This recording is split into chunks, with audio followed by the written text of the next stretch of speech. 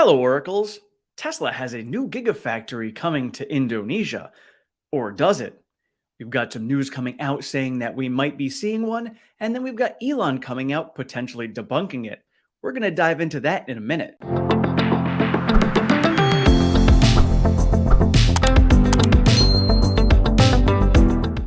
All right, so first things first, we're going to take a look at the charts. Again, we are continuing to battle at this $122 level. We closed just over it at 123 today. Still too close to say that we have actually broken it, though. So, a good day overall, very nice day, holding this level. Again, tomorrow is the CPI data. As of right now, seems like the market is pricing in a good number and an 85% chance that the market is going to be green on the day. This could be why we saw so much green today. Now, of course, we won't know for sure until 8:30 a.m. Eastern Time tomorrow morning. We will find this information out. Again, the expectations are 6.5% year over year and 0.1% month over month. This month over month number has been revised a few times. It's been revised down as negative 0.1%. So we will see. Negative 0.1% means deflation, not a great sign either. So a 0 or a 0.1% actually is not a bad thing. So I would like to see us come in at those numbers. Negative 0.1% means that we might see a pivot sooner. Again, that's not a bad thing either, but the Fed uses lagging data, and because they're using lagging data, they might pivot too late. So again, this is just something to monitor, something to pay attention to. Still plenty of time, no reason to panic by any means, but we will pay attention to see what these numbers come in at tomorrow. Now, we also have Jerome Powell coming out on Friday to speak. So there's a good chance that maybe we see a run in the stock tomorrow, and then Jerome Powell is going to come out on Friday and pull that rug out from underneath us. Now, right now, based upon the bond market, it seems like the bond market is pricing in a pivot at some point in the second half of this year. Previously, we were anticipating that pivot to be coming in the first half of 2024. So looking at this information, if we get that pivot sooner, we could see that rally starting even sooner as well and pull out of this. Still lots of things to go through, but these are just the things that the market is looking at right now. And now before we get to the news on Indonesia, I do want to thank everyone on here for all of your support. This channel hit 9,000 subscribers today. Thank you guys all so much. Big things in store for the channel this year. You guys have been seeing the new intro and the outro videos that I have in here. These are the things that I have been using the money I have made from this channel to improve the content. So thank you guys all so much. We will be seeing more of this as the year goes on. And next step from here is the big 10,000. This is where I'm going to be shaving my head. I know, not a big deal. Most of it's gone anyway. Not getting rid of the beard. The beard is going to stay. But I will be shaving my head, and I'm going to be doing some giveaways as well to all members and patrons. And I will be doing separate giveaways for everyone else on here as well. All right, so getting into the news about this Gigafactory in Indonesia. Gary Black broke the news early this morning from Bloomberg, and he says Tesla nears preliminary deal to build EV plant in Indonesia with capacity up to 1 million EVs.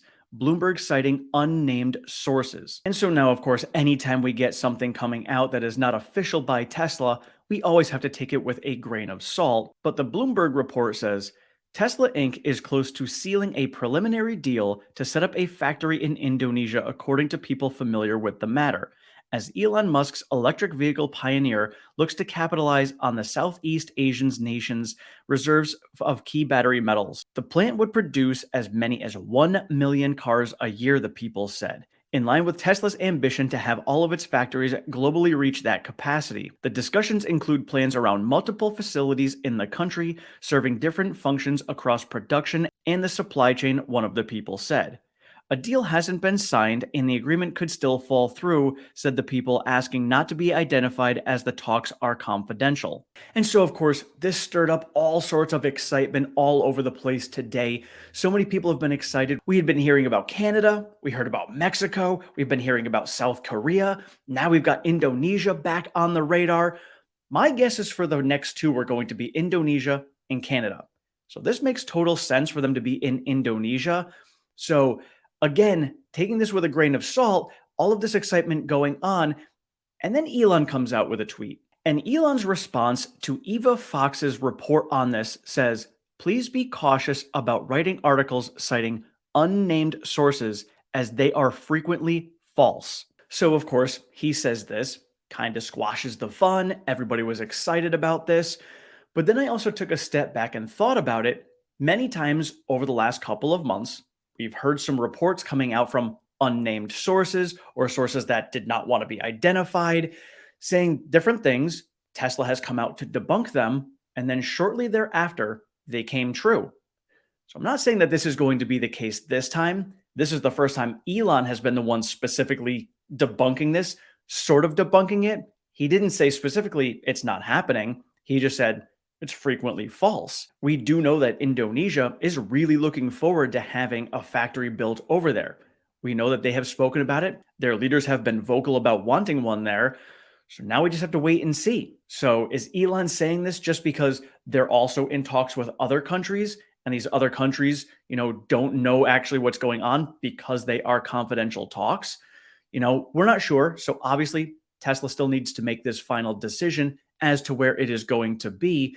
And not to say that if they choose Indonesia, it's not going to have one in South Korea also. They could be in talks with both of them. Right now, it's just a matter of where are they going to be deploying that capital first and investing in which country first to get the next factory up and running. So I do think Indonesia and South Korea are in talks right now. Elon has said that we should be finding out about one very soon. Personally, I think they are going to be announcing one in the Asia region somewhere first, just because we already have Austin ramping right now. They could just keep on ramping Austin. We know that they already filed for an expansion on Austin, so we can get that one up and running and continue pumping out vehicles from there. So when it comes to Shanghai, they're pumping out as many as they can. They're obviously still growing as well, but to have another factory in that region so they're not totally reliant on just China would be very important. So I have a feeling we're going to hear about something in the Asia Pacific region first before we hear about one in North America. So you guys can let me know in the comments below. Do you think that this article about a factory coming in Indonesia holds some validity? Or do you think Elon coming out saying that it's frequently false means that Indonesia is not going to be getting a factory? Or at least not yet. And now jumping over to the US, following up on the news we reported on this morning about Tesla taking the #1 spot over in Australia and taking that away from Toyota. Well, guess what we found out today? Tesla has taken away the #1 spot from BMW when it comes to luxury car sales. Tesla coming in with 491,000 vehicles even, BMW coming in second with 332,388. Tesla is just running away from competition. When people are saying there's demand issues, kind of want to know where, because Tesla obviously is not feeling it in these areas. Because if there are demand issues that are out there, guess what? Everyone is feeling it, and Tesla isn't feeling it as hard as everyone else. So obviously China is a bigger concern, but we also did see numbers from BYD coming in when it comes to their insured vehicles, and the first week of this month was significantly lower than they saw last month. Now we do have to remember, over in China, all the credits that they had expired at the end of last year. So there aren't as many sales coming out now because everybody was pushing at the end of the year to get their vehicle. And the last article and piece of news to discuss today is Open Skies tweeting out the largest electric bus depot in Australia has been activated in Sydney. The facility boasts 55 electric buses, a rooftop solar array, and a Tesla Megapack. Australia loves Tesla. I actually think that when we see the next Megapack factory coming up, I think it's going to be in Australia. Australia has a giant Megapack farm that is going on over there. They've been testing out some significant energy stuff. I have a strong feeling we will see a Megapack factory coming in Australia very soon. And the last thing I wanted to share with you guys is, last weekend I got to hang out with my friend Tony. We tested out FSD in his Model Y. Tonight, I took my son out and he said, "Dad, can I drive your car?" I said, "Sure." Now he only has about, maybe an hour, hour and a half of driving experience right now with his permit. So I was like, we're going to go for a drive. And in my mind, I'm starting to compare, well, what does a brand new 16-year-old driver do compared to FSD? And honestly, they're about equal. My son was hugging the curb a little bit, just playing it safe. His parking really sucks. He needs to work on parking quite a bit. But overall, coming to turns and everything else, it seemed very similar to riding with FSD. Obviously, I can't do any interventions when it comes to different things that are going on. I can talk him through it if that needed to happen. So that's the slight difference there. So I guess I can say that I intervened maybe 3 times on our trip to kind of give him some coaching on things. Overall, I would say it's about equal. So now what I'm going to do is track to see who is going to grow and learn the fastest. Is it going to be FSD or is it going to be my son?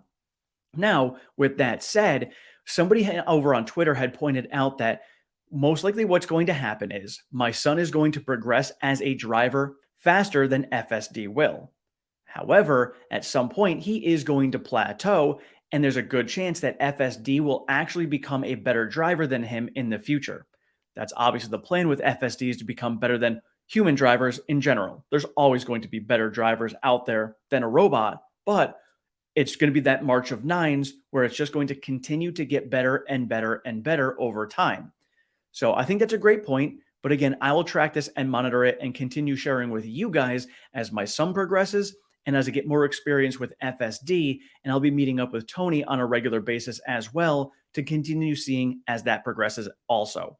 Now, we are expecting version 11.3 to be coming out, wide release.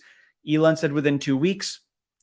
We'll see when that actually comes out, but that would be nice to see that jump so I can see the true progression between my son's driving and FSD going to 11.3. So you guys can let me know in the comments below, do you guys have any new drivers in your family, anyone that you know of, that you can compare to FSD also and give some feedback? So it'd be nice to kind of get this comparison of, new drivers who have never been on the road compared to FSD. How is it comparing? So let me know how your new drivers are doing also. So again, just quickly looking at the stock, the price tomorrow, 122 is that level. If we break above that level from CPI, next level above that is 137. If we break below it and don't hold that 122 line, I'll be looking at that 109 level below us and then potentially down to 100 below that if for some reason CPI comes in super hot and the market freaks out. So those are the levels that I am looking at, and I will see you guys in the morning to see what we are looking like pre-market. Thank you all so much for watching. I appreciate all of your support. We will see you in the next one.